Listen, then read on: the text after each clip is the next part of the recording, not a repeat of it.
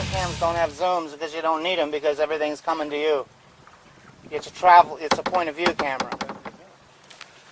See, close up. Yeah, but I mean, if I want to do a zoom. Close up. Close up. Close And up. zoom out. And zoom out. Wow, it's amazing, the optics. I've got nearly infinity zoom. These helmet cams are for mobile shooting. Just like having a sling speed bike, like I do. If I need to go faster, I pedal faster. I don't need to gears. Right. So my general paddling sucks.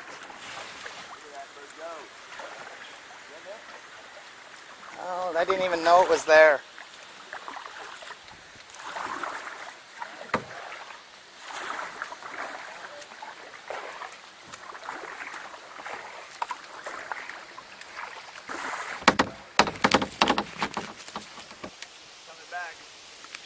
Yeah, but you can't see it in the sun. I can.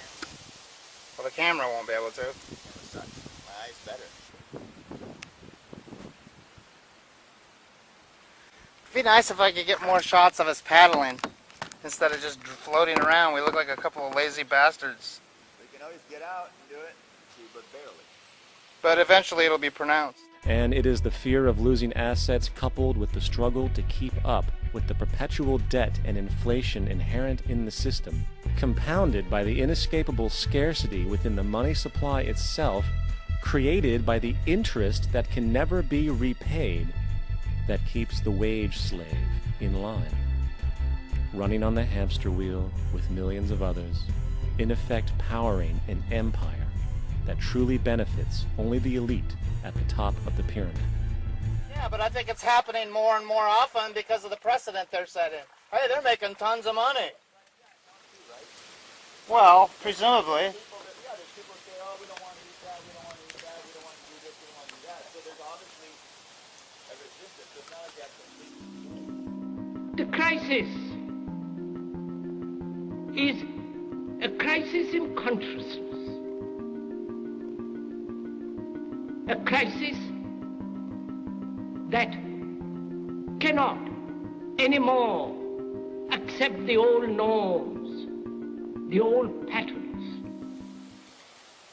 Everything's about profit now. The thing is, like the point, there isn't necessarily evidence that does say that it's The ancient traditions, and considering what the world is now, with all the misery, conflict,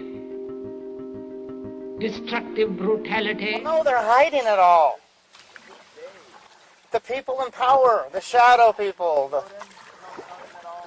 Yes, I believe in the whistleblowers because they've got nothing to lose. Don't pop up and that I seem to believe in, but they never pop in the shit that you believe in, that I don't.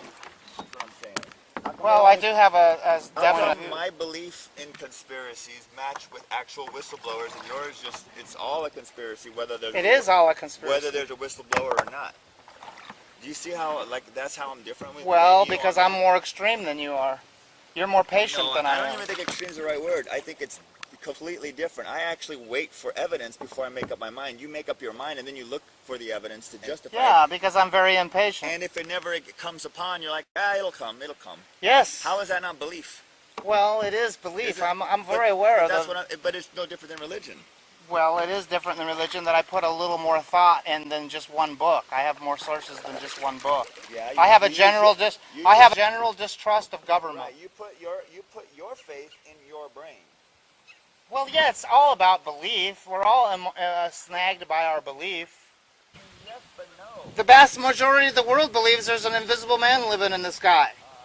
Religion has actually convinced people that there's an invisible man living in the sky who watches everything you do every minute of every day. And the invisible man has a special list of 10 things he does not want you to do. And if you do any of these 10 things, he has a special place full of fire and smoke and burning and torture and anguish where he will send you to live and suffer and burn and choke and scream and cry forever and ever till the end of time. But he loves you. Well, that's You have belief in a book, like you said. Well, yeah, but I don't believe in bullshit. And that's not to say... But that's not to say I don't have lots of bullshit from which to draw. But that's what I'm saying. You don't. But I try to base it on my own powers of observation. In other words, all that bullshit you see, more or less of it, I see it as well.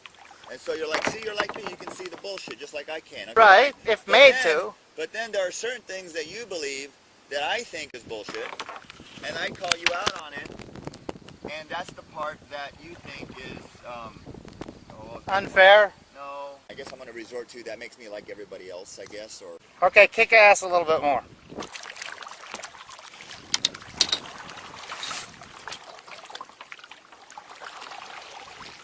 Hoping that the foliage would have been changed a little bit more by now, you know? Damn you, fall foliage! Damn you! Yeah, but Stephen Colbert, you ever notice whenever he shows his photos of him partaking, like the still photos they'll put up on the screen behind him, he's always doing this. He's doing this. Every time you see him in a picture that's photoshopped, like his head on the Pope's or with a Pope hat or whatever, he's always doing that same. So I'll do one more. So we're closing up the trip now. We're getting ready to get out of the river. Look at this view right here.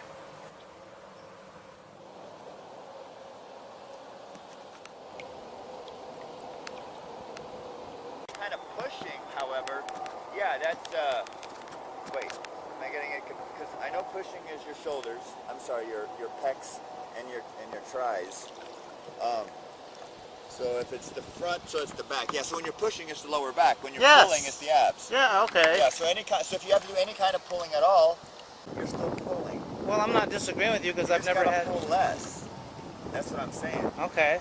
That's why I said favoring kind of. So to answer the question is no, you're not yet fully recovered from the surgery. No, I am not. Only you and I would have this kind of discussion. You know, well, it's not really the abs, it's more the abductors and the abs. Well, that's part of the abs, is that not? Well, technically, it's actually more part of the intercostals.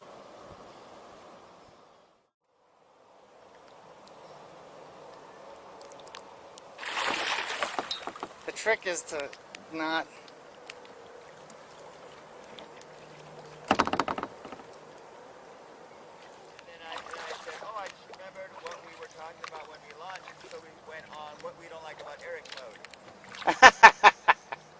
Yeah.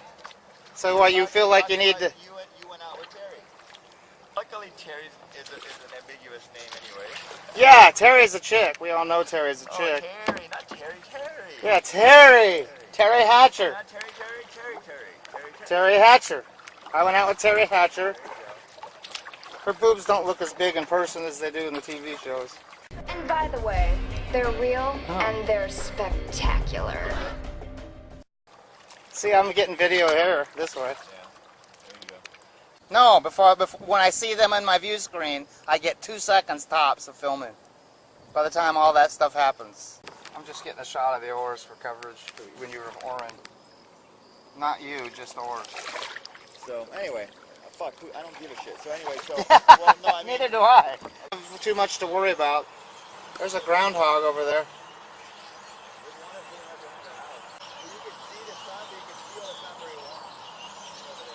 You can see that it's not very warm? No, you can see the sun clearly. You got a clear shot at it, but you can feel it on your body. It's not very warm. Yeah, there's no radiant heat really. Not much. Not much more. The only reason you'd notice it is because you're consciously thinking about it. Otherwise, it wouldn't even register as heat. Yeah, you can see how it was the first religious form. You know, you can see this fucking thing that comes up and you can just... Well, there's a startling uniformity and predictability. Everything really looks like it's being orchestrated by something because it's so timed and yeah. It's so perfect. How can it not be? Yes, there's only one answer for that kind of perfection and that kind of clockwork. I mean, Albert Einstein said a watch implies a watchmaker, but he never was saying he believes in God. He was saying I can understand that argument because a watch really does imply a watchmaker. It doesn't just assemble itself in the sand, you know.